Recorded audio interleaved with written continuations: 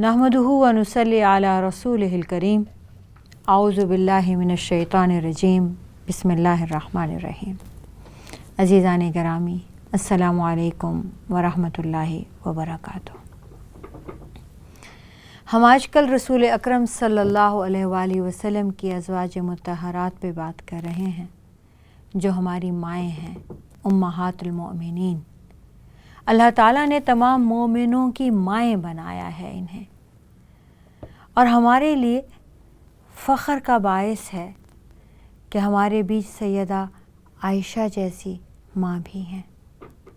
हज़रत आयशा रज़ी अल्लाह ताला अन्हा पे हम पिछले एपिसोड में भी बात कर रहे थे। सैयदा आयशा, इनकी कमसिनी, इनकी तरबियत, इनकी तालीम, ये तमाम उम्मतियों के लिए बाइस रहमत और बरकत बन गई। सैयदा आयशा की ज़ाहिरी तालीम, जो हम सब दुनिया की तालीम पढ़ना लिखना जानते हैं, लेते हैं, ज़ाहिरी तालीम भी उस वक्त के ज़माने में उसका भी एहतमाम किया गया, लेकिन जो हकीकी और असल तालीम है वो अखलाक का तज़किया है, वो रूह की बालिदगी है, वो एक मेराज है इल्म की, जिसे ख़ुद सैयदा आयशा ने रसूल अकरम सल्लल्लाहु अलैहि वसल्लम की सोहबत से हासिल किया। आप सुबह शाम रसूल अकरम सल्लल्लाहु अलैहि वसल्लम के एक एक अमल को, सीरत के एक एक जुज़वी, एक एक अमल को, एक एक बात को, बात के माने को, बात की हकीकत को, बात के अल्फाज को, यानी कि कोई भी कोना आप सल्लल्लाहु अलैहि वसल्लम ने कोई भी शख्सियत का, पहलू का, अमल का, लेन देन का, तिजारत का, यानी कोई भी कोना हमारी ज़िंदगी का ऐसा छोड़ा नहीं जिस पर बात ना की हो, और कोई भी ऐसी बात नहीं जो सैयदा आयशा ने सीख ना ली हो। एक बार पूछती हैं, या रसूलल्लाह, क़यामत के दिन कोई एक दूसरे को याद भी करेगा? आप सल्लल्लाहु अलैहि वसल्लम ने जवाब दिया, 3 मौक़ों पर याद करेगा। एक तो जब आमाल तोले जा रहे होंगे तब लोग एक दूसरे को याद करेंगे। दूसरे, जब आमाल नामे बट रहे होंगे, तकसीम होंगे। और तीसरे, जब जहन्नुम गरज गरज कर कह रही होगी कि मैं 3 तरह के आदमियों के लिए मुकर्रर की गई हूँ, उस वक्त सब एक दूसरे को पहचान रहे होंगे, याद कर रहे होंगे कौन कहाँ है। इसी तरह जब जिहाद फ़र्ज़ हुआ और ईमान के बाद जिहाद को सबसे अफजल अमल करार दिया गया, तो सैयदा कहती हैं, या रसूल अल्लाह, हम जिहाद क्यों ना करें? मर्द हमसे आगे निकल जाएंगे, हम जाते तो हैं आप लोगों के साथ मैदान जंग तक, ज़ख्मियों को पानी पिलाना ही हमारा मुकद्दर है क्या? हम तलवार हाथ में उठा सकती हैं, हम भी जिहाद कर सकती हैं, हमको भी शहादत मिलनी चाहिए। रसूल अकरम सल्लल्लाहु अलैहि वसल्लम ने जवाब में फरमाया कि आयशा, औरत का जिहाद हज में है।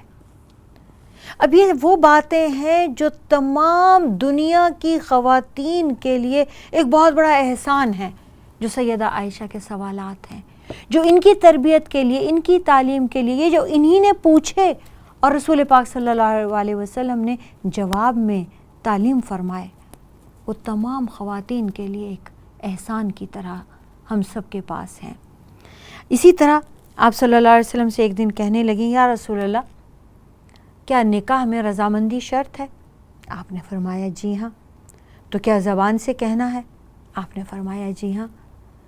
तो कहने लगी, और आज कमारी बच्चियाँ, कम सिन बच्चियाँ शर्माते हुए मुँह से ना कहें तो? आपने फरमाया, उनकी खामोशी ही रज़ामंदी है। इसी तरह से कई मरतबे ऐसा हुआ कि आप सल्लल्लाहु अलैहि वसल्लम की मोहब्बत में सैयदा ने अपने गुस्से का इजहार कर दिया। हज़रत मोहम्मद सल्लल्लाहु अलैहि वसल्लम तशरीफ़ फरमा थे, एक यहूदी आया और उस बदनीयत ने अस्सलामु अलैकुम कहा। साम का मतलब है अरबी में और इब्रानी में भी मौत। तो ज़ाहिर है रसूल अकरम सल्लल्लाहु अलैहि वसल्लम ने जवाब में फ़रमाया, व अलैकुम, तुम्हें भी आए। اب آپ نے سوچا کہ میں نے یہ کہہ دیا ہے تو کافی ہے. سیدہ کو اس قدر برا لگا کہ یہ آیا ہے اور آ کر رسول پاک صلی اللہ علیہ وآلہ وسلم کی شان میں گستاخی کر گیا اور بد دعا کے الفاظ کہہ دیے. تو فرماتی ہیں السلام علیک ولعنت اللہ، تجھے موت آئے اور تجھ پہ اللہ کی لعنت پڑے. رسول اکرم صلی اللہ علیہ وسلم نے مسکراتے ہوئے انہیں دیکھا اور فرمایا عائشہ نہیں، بس اتنا ہی کافی ہے جتنا اس نے کہا، اور میں نے جواب دے دیا تھا نا. کبھی بھی ایسا نہیں ہوا کہ سیدہ سے کوئی غلط بات ہوئی ہو یا جس کو رسول پاک صلی اللہ علیہ وسلم نے غلط سمجھا ہو تو ٹوکا نہ ہو. فرماتی ہیں کہ آپ تربیت اسی وقت فرما دیتے تھے، حتیٰ کہ زوجات میں آپس میں بھی کوئی ایسی بات ہوتی جس پہ آپ کا خیال ہوتا کہ عدل ہو جانا چاہیے تو آپ فوراً عدل فرما دیتے. تمام تر محبت، لاڈ، پیار جب صرف آپ کی ذات کے لیے ہوتا، جہاں آپ کی ذات انوالو ہوتی، وہاں آپ سیدہ کو کچھ بھی نہیں کہتے تھے، ٹوکتے بھی نہیں تھے. لیکن جہاں تربیت مانے آتی، جہاں کسی اور کے ساتھ حقوق العباد آڑے آتے، وہاں آپ کبھی خاموش نہیں رہے. ایک مرتبہ آپ سے باتیں کر رہی تھیں تو باتیں کرتے کرتے کسی عورت کے بارے میں بات کرنے لگیں اور اس کا حلیہ بتانے لگیں. اس دوران ان کے شخصیت کے اوپر کوئی بات کرتی تو آپ صلی اللہ علیہ وسلم نے فرمایا کہ نہیں عائشہ، یہ غیبت ہوگی، یہ برائی بتائی ہے آپ نے، یہ غیبت ہوگی. اسی طرح ایک دن حضرت صفیہ کی حسن کی تعریف لوگ کرنے لگے تو یہ گئی، انہیں چھپ کر دیکھا، واقعی خوبصورت ہیں. نئی نئی شادی ان کی، نیا نیا نکاح ہوا تھا حضرت محمد صلی اللہ علیہ وآلہ وسلم کے ساتھ. تو لوگوں نے کہا بہت خوبصورت خاتون ہے. تو یہ چھپ کر انہیں دیکھ کر آ گئیں. جب آپ صلی اللہ علیہ وآلہ وسلم ان کے حجرے میں تشریف لائے تو کہنے لگیں سنا ہے بہت خوبصورت ہے. تو آپ نے فرمایا جی ہاں خوبصورت تو ہے. تو کہنے لگیں کہ ٹھنگنی سی تو ہیں، اور اشارہ کیا ہاتھ سے اتنی سی تو ہیں، کیا خوبصورت ہے.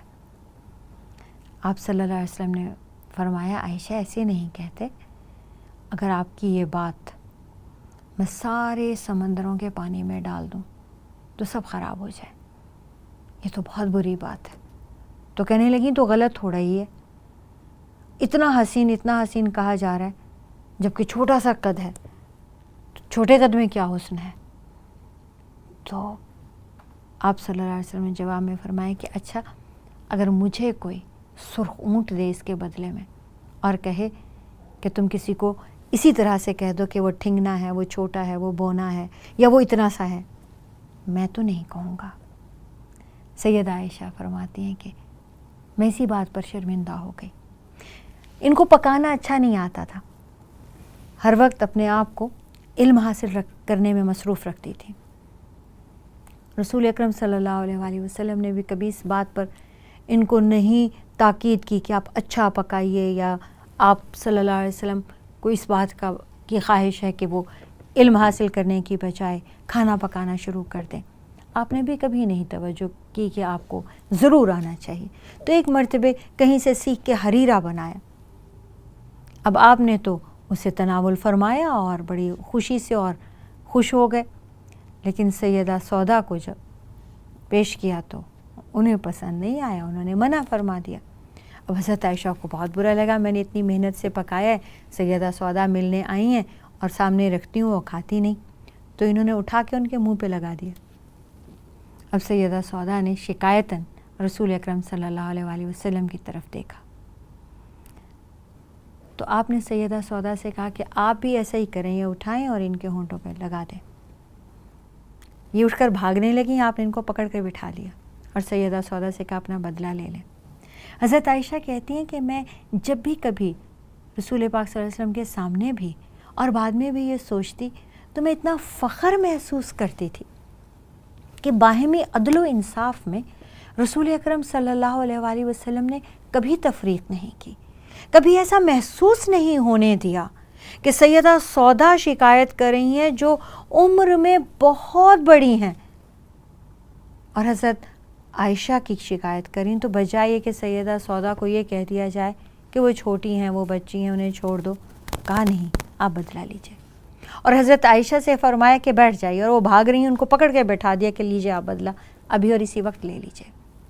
اسی طرح سے ایک مرتبہ حضرت صفیہ نے آپ صلی اللہ علیہ وسلم سب سے ملاقات کر کے اٹھ کے آپ جا رہے تھے، حضرت عائشہ کی باری تھی، تو آپ نے گزرتے گزرتے مسجد نبوی میں سب سے ملاقات کے بیچ سب کے سامنے فرمایا کہ آج میرا حلوہ کھانے کو جی چاہ رہا ہے. اور اس کے بعد آپ سیدہ عائشہ کے گھر تشریف لے گئے. بیچ میں نماز آتی ہے، یہ عصر کے بعد کی بات ہے، بیچ میں مغرب پڑھتے ہیں، عشاء پڑھتے ہیں اور سیدہ کے گھر تشریف لے جاتے ہیں. حضرت عائشہ سوچ رہی ہیں کہ وہ آج حلوہ بنانے کی کوشش کریں اور رسول اکرم صلی اللہ علیہ وآلہ وسلم کی ضیافت فرمائیں. اتنے میں دیکھتی کیا ہیں کہ حضرت صفیہ کے گھر سے پیالہ بھرا ہوا حلوے کا آ گیا، لونڈی لیے چلی آ رہی ہے. تو حضرت عائشہ پوچھتی ہیں یہ کیا ہے، اور رسول اکرم صلی اللہ علیہ وسلم خوش ہو کر دیکھتے ہیں، خوشبو آ رہی ہے، حلوہ بنا ہوا ہے. تو حضرت عائشہ کو اتنا برا لگتا ہے کہ ان کی باری ہے، ان کا دن ہے، اور ابھی وہ سوچ رہی ہیں کہ وہ بھی حلوہ بنائیں اور رسول اکرم صلی اللہ علیہ وآلہ وسلم کو اپنے ہاتھوں کا پکا حلوہ کھلائیں. تو سیدہ صفیہ نے کیوں ایسا کر دیا، تو انہوں نے اٹھایا پیالہ، ان کے ہاتھ سے لیا لونڈی سے اور پٹخ کے نیچے پھینکا. پیالہ بھی 2 ٹکڑے ہو گیا اور حلوہ بھی سارا نیچے گر گیا. حضرت عائشہ فرماتی ہیں کہ میں نے یہ حرکت کر لی، اپنا غصہ نکال لیا. اس کے بعد اب میں اس بات کے لیے انتظار کر رہی ہوں کہ اب ری ایکشن کیا ہوگا. اب آپ صلی اللہ علیہ وآلہ وسلم نیچے بیٹھ گئے اور انہوں نے وہاں سے حلوہ چننا شروع کر دیا، دوسرے برتن میں رکھنا شروع کر دیا اور لونڈی سے مخاطب ہوئے. سیدہ عائشہ سے بات نہیں کی، لونڈی سے کہا یہ جو تمہاری اماں ہے، حضرت عائشہ کو اس وقت نہ عائشہ اور نہ کچھ، یہ جو تمہاری اماں ہے، یہ جو ام المومنین ہے نا، یہ بہت اچھی ہیں، یہ ایسی ہیں نہیں جیسا آج کر رہی ہیں. آج پتہ نہیں ایسا کیوں کیا انہوں نے، ایسا کرنا تو نہیں چاہیے تھا، لیکن کوئی بات نہیں، ویسے یہ ایسی ہیں نہیں. اب حضرت عائشہ فرماتی ہیں کہ میں تو پریشان کہ یہ میں نے کیا کیا، بجائے کہ رسول پاک صلی اللہ علیہ وآلہ وسلم مجھے خفا ہوں، مجھے ڈانٹ دیں، بجائے کہ مجھے یہ پوچھیں کہ یہ تم نے کیا کیا، کیوں کیا، وہ میری تعریف کر رہے ہیں اور اس لونڈی کو کیا کہہ رہے ہیں. فرماتے ہیں کہ ماں کی غیبت نہیں کرتے. اب وہ اس لونڈی سے یہ کہنا چاہ رہے ہیں کہ جا کر حضرت صفیہ سے یہ مت کہنا کہ سیدہ عائشہ نے ایسا کیا، آپ کے بھیجے ہوئے تحفے کا یہ سلوک کیا، یہ مت کہنا. اب وہ یوں نہیں فرما رہے ہیں کہ ماؤں کی غیبت نہیں کرتے، ایسی ہیں نہیں، پتہ نہیں شاید آج طبیعت ٹھیک نہ ہوگی. سیدہ عائشہ کہتی ہیں کہ لونڈی آپ صلی اللہ علیہ وآلہ وسلم کی بات کو پا گئی، کہنے لگی یا رسول اللہ میں سمجھ سکتی ہوں، میں صفیہ سے جا کر نہیں بتاؤں گی، میں اس بات کو امانت رکھوں گی، میں ام المومنین عائشہ کی غیبت نہیں کروں گی. اس کے بعد سیدہ عائشہ کی طرف آپ صلی اللہ علیہ وآلہ وسلم نے اطمینان سے دیکھا، جیسے کہ تسلی ہو گئی. تو سیدہ عائشہ کہتی ہیں کہ مجھے اس قدر شرم آئی کہ میں نے کہا یا رسول اللہ اور پیالہ، یعنی کہتی میں شرمندہ ہو کر کہا یا رسول اللہ اور پیالہ بھی تو توڑ دیا میں نے. تو آپ نے مسکرا کے جواب میں کہا تو اپنا دے دو.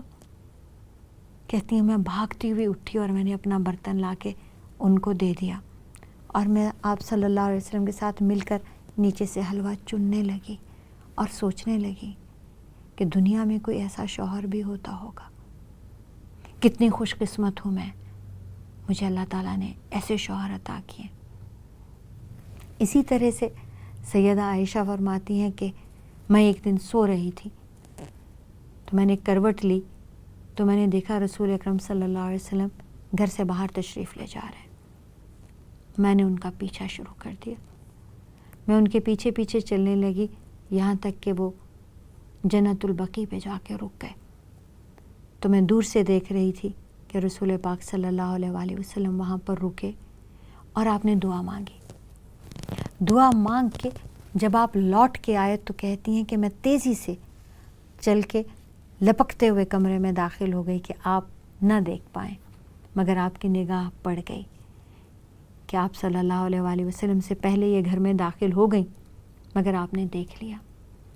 تو آپ نے داخل ہو کر بجائے یہ کہ آپ ڈانٹتے، خفا ہوتے اور پوچھتے کہ آپ تجسس کرتی ہیں، آپ مجھ پہ شک کرتی ہیں، آپ نے میرا پیچھا کیا، ایسا کیوں کیا، آپ صلی اللہ علیہ وسلم نے بس ایک ہی سوال کیا، عائشہ یہ کیا؟ سوال میں کئی سوال تھے. سیدہ عائشہ کہتی ہیں کہ میں نے جواب میں کہا فدا کا ابی و امی یا رسول اللہ. ایسا ہی ہے، یعنی جو آپ سوال کر رہے ہیں کہ میں نے شک کیا، ہاں ایسا ہی ہے. جو آپ سوال کر رہے ہیں میں نے پیچھا کیا، ہاں ایسا ہی ہے. مجھے یہ گمان ہوا کہ میری رات ہے، میری باری ہے، میرا بستر ہے، چھوڑ کر آدھی رات کہاں جا رہے ہیں؟ تو میں آپ کے پیچھے پیچھے چل پڑی. اسی طرح ایک مرتبہ کہتی ہیں میں نے کروٹ لی تو آپ کو بستر پہ نہ پایا. جب دیکھا کہ آپ نہیں ہیں تو پھر ایک دم خیال آیا کسی اور کے پاس چلے گئے، کسی دوسری زوجہ کے پاس چلے گئے، میری باری میں، میری دن میں. کہتی ہیں یہ کہتے ہوئے اس گمان کے ساتھ میں نے ٹٹولا، دیا نہیں جل رہا تھا کہ انہیں نظر آتا، ٹٹولا تو سیدہ عائشہ کا ہاتھ آپ صلی اللہ علیہ وسلم کے پاؤں مبارک پہ جا پڑا. کہتی ہیں میں اتنی شرمندہ ہوئی، میں نے کہا آپ پہ میرے ماں باپ فدا ہوں. خود سے بات کر رہی تھی نا کہ مجھے چھوڑ کر چلے گئے، کسی دوسری زوجہ کے پاس چلے گئے ہوں گے. کہتی ہیں میں نے سوچا کہ یا رسول اللہ میں تو یہ سوچ میں پڑ گئی کہ آپ کسی دوسری بیوی کے پاس ہوں گے، اور آپ کس عمل میں مصروف ہیں؟ آپ تہجد کی نماز پڑھ رہے تھے، تسبیح کر رہے تھے. سیدہ عائشہ خود آپ صلی اللہ علیہ وآلہ وسلم کے ساتھ تہجد پڑھتی تھیں، اشراق پڑھتی تھیں، روزے رکھتی تھیں، 5 فرض نمازیں بھی آپ کے پیچھے پڑھتی تھیں، اس کے علاوہ تہجد بھی آپ کے ساتھ پڑھتی تھیں. ماشاءاللہ طاقت والی تھیں، صحت مند تھیں. آپ گھنٹوں کھڑے تہجد کی نماز پڑھتے تھے، اس میں تلاوت کرتے تھے. سیدہ آپ کے پیچھے گھنٹوں کھڑی رہتی تھیں. آپ لمبے رکوع کرتے تھے، لمبے سجود کرتے تھے، سیدہ آپ کے پیچھے لمبے رکوع و سجود کرتی تھیں. آپ روزے رکھتے تھے، متواتر روزے رکھتے تھے یا آپ کے ساتھ روزے رکھتی تھیں. ایک مرتبہ انہوں نے خود چکی پہ آٹا پیسا، پھر اس کو خود گوندھا، پھر اس کی ٹکیاں بنا کے رکھیں کہ رسول پاک صلی اللہ علیہ وآلہ وسلم تشریف لائیں گے تو یہ روٹی بنا کے انہیں کھلائیں گی. وہ آٹے کے پیڑے گوندھ کے ابھی رکھے. آپ نے آ کر نوافل شروع کر دیے. اب نوافل کی آپ صلی اللہ علیہ وآلہ وسلم کی طویل لمبی نوافل ہوا کرتی تھی. جب انہوں نے دیکھا کہ دیر ہوتی جا رہی ہے تو انہوں نے سر رکھا، انہیں نیند آ گئی. ہمسائے کی بکری آئی اور وہ سارے آٹے کے پیڑے روٹیوں کے لیے جو تیار کر کے رکھے تھے سب کھائے اور چلی گئی. سیدہ عائشہ جب اٹھیں، جب آپ صلی اللہ علیہ وسلم نے نوافل پورے کر لیے تو آپ نے ان کو پیروں سے پکڑ کے ہلایا کہ عائشہ اٹھیں، کچھ کھاتے ہیں. تو اٹھ کے دیکھا یہ تو اپنی طرف سے اس دن کھانا بنا کے بیٹھی ہوئی تھی. تو جب انہوں نے دیکھا کہ اس میں تو اب ایک پیڑا بھی نہیں بچا اور بکری نے ان کی شکل دیکھی تو وہ بھاگ کھڑی ہوئی. تو سیدہ بکری کو بد دعا کرنے لگی کہ تم نے میرا آٹا کھا لیا، اب ہم کیا کھائیں گے، اب ہم کیا پکائیں گے. تو آپ صلی اللہ علیہ وآلہ وسلم نے انہیں بکری کو بد دعا کرنے سے بھی روک دیا. فرمایا دیکھو عائشہ، یہ ہمسائے کی بکری ہے، اس کو کچھ ہوگا تو ہمسائے کو تکلیف ہوگی، اور ہمسائے کو تکلیف مومن نہیں دے سکتا. ایک دن کہتی ہیں کہ میں نے کہا یا رسول اللہ کون سا ہمسایہ زیادہ حقدار ہے اس بات کا کہ اسے تحفہ بھیجا جائے؟ تو آپ نے فرمایا جس کا دروازہ تمہارے دروازے کے قریب ہو. ایک مرتبہ فرماتی ہیں کہ سوسمار ایک جانور ہے جسے گوہ بھی کہتے ہیں، کسی نے اس کا گوشت بھیجا رسول اکرم صلی اللہ علیہ وآلہ وسلم کے پاس. آپ کو وہ پسند نہیں تھا. تو جب آپ کو وہ پسند نہیں تھا تو سیدہ عائشہ نے کہا پھر پکانے کا کیا فائدہ جب آپ نے کھانا نہیں ہے؟ تو کہنے لگی یا رسول اللہ یہ کسی محتاج کو، کسی غریب مسکین کو دے دوں، جب آپ نہیں کھائیں گے تو میں کیوں پکاؤں؟ تو آپ نے فرمایا، آپ نے یوں تربیت فرمائی سیدہ کی کہ عائشہ دیکھو، جو چیز تمہیں پسند نہیں اپنے آپ کے لیے، وہ کسی دوسرے کو بھی مت دو۔ ایمان والا مومن وہ ہوتا ہے جو اپنے لیے جو پسند کرے وہی دوسرے کے لیے پسند کرے۔ اسی طرح سے فرماتی ہیں کہ ایک مرتبہ میں نے کہا یا رسول اللہ کہاں تک ہدیہ یا تحفہ بھیجا جائے؟ تو آپ صلی اللہ علیہ وسلم فرماتے ہیں کہ جہاں تک کھانے کی خوشبو جائے، پانی ڈال دو، شوربہ زیادہ کر دو، اگر تمہارے گوشت کی خوشبو جتنے گھروں تک جا رہی ہے اتنے گھروں تک تھوڑا تھوڑا سالن بھیج دو۔ ایسے ہی ایک دن کہنے لگیں کہ میرے گھر میں صرف 2 کھجوریں تھیں اور ایک یہودی عورت آئی اور اس کے ساتھ بچی بھی تھی، تو اس نے سوال کیا تو میں نے اس کو کھجور دے دی۔ اس عورت نے اس کے 2 ٹکڑے کر کے بچیوں کو، 2 بچیاں تھیں، دونوں کو کھلا دیا۔ کہتی ہیں میں نے دیکھا کہ وہ تو ابھی پھر بھی بھوکی ہے، دوسری کھجور تھی میرے پاس، میں نے وہ بھی دے دی۔ اس عورت نے آدھی خود کھائی اور آدھی پھر وہ آدھی آدھی کر کے دونوں بچیوں کو کھلا دی۔ جب وہ چلی گئی تو آپ صلی اللہ علیہ وسلم سے کہتے ہیں یا رسول اللہ یہ بچوں کی وجہ سے ماں باپ کو اجر ملے گا بھلے وہ مسلمان بھی نہ ہوں؟ آپ نے فرمایا ہاں، ماں باپ کو ہر حالت میں اجر ملے گا، وہ کسی بھی مذہب کے ہوں۔ اسی طرح سے رسول اکرم صلی اللہ علیہ وآلہ وسلم نے ان کی طرف اشارہ کرتے ہوئے صحابہ کو حکم دیا کہ میرے بعد ان سے علم حاصل کرنا، کیونکہ آپ ان کی تربیت خود فرماتے رہے۔ کئی مرتبے غسل کے، جنابت کے، وضو کے، سونے کے، جاگنے کے، کھانے کے، یہ تمام احکامات، یہ تمام آداب جب بھی کوئی ان پر بات کرتا تو سیدہ بہت اعتماد سے یہ فرماتی کہ ہم سے زیادہ اسے کون جانتا ہوگا، ہم سے زیادہ کس کو معلوم ہوگا۔ ایک مرتبہ انہیں پتہ چلا کہ حضرت عباس بن عبد المطلب کا موڈ خراب ہے، انہیں بلوا بھیجا کہ پتہ چلا ہے کہ آپ کے سر میں درد ہے اور آپ غصے میں ہیں، کیا بات ہے؟ وہ کہنے لگے بات کیا ہے؟ سر میں بہت درد ہے۔ تو کہنے لگیں تیل ڈلوا لیجیے، ایسی کون سی بات ہے؟ تو کہنے لگے کس سے تیل ڈلواؤں؟ بیوی ہے تو حیض سے ہے، لونڈی ہے تو حیض سے ہے، یعنی ناپاک ہے، میں اسے اب اپنے سر کو ہاتھ نہیں لگوا سکتا۔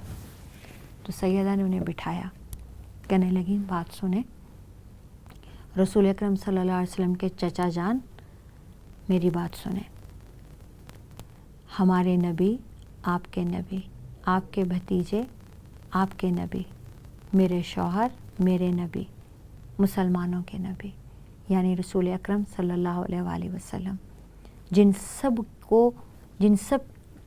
کو سب کو ان کی اتباع کرنا فرض ہے، وہ اس حالت میں جب میں ہوتی تھی میری گود میں سر رکھ کے لیٹتے تھے، وہ مجھ سے تیل ڈلواتے تھے اپنے سر میں، ان کے سر میں میں تیل لگاتی تھی، ان کے جسم پر میں عطر لگاتی تھی۔